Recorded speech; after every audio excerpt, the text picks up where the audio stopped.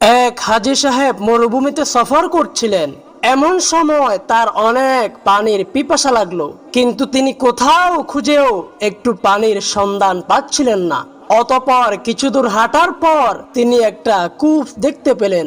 কুয়ার পাশে গিয়ে লোকটা অনেক চেষ্টা প্রচেষ্টার পরেও কূপ থেকে পানি তুলতে পারলেন না, কারণ ওই কূপ থেকে পানি তোলার জন্য তার কাছে কোনো বালতি ছিল না।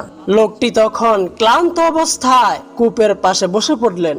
এদিকে মরুভূমিতে ওট ছড়ানোওয়ালা একজন মেয়ে লোকটার এমন অবস্থা দেখে দৌড়ে আসলো তার কাছে। মেয়েটা জিজ্ঞেস করলো, আপনার কি কোনো কিছুর প্রয়োজন? লোকটা তখন বলল, মাগো, আমার তো অনেক পানির পিপাসা লাগছে, কিন্তু আমি তো এই কূপ থেকে পানি তুলতে পারছি না। তুমি কি আমাকে একটু পানি পান করাবে? মেয়েটি তখন তার মুখ থেকে সামান্য একটু থুতু কুয়ায় নিক্ষেপ করলো।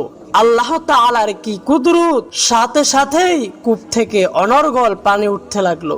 লোকটি তখন পানি পান করে তৃষ্ণা মিটালো এবং মেয়েটির এই আচানক রহস্য দেখে লোকটি জিজ্ঞেস করলো, মাগো, কিসের বদলে তুমি এই বরকত হাসিল করেছ? মেয়েটি তখন বলল, চাচা, আমি শুধু একটাই আমল করতাম। আমি যখনই ওট ছড়াতে আসতাম তখনই বিশ্বনবী হযরত মুহাম্মদ সাল্লাল্লাহু আলাইহি সাল্লামের উপর দুরূদ পাঠ করতাম, আর এই কারণেই মহান আল্লাহ তাআলা আমাকে এই গুণে গুণান্বিত করেছেন।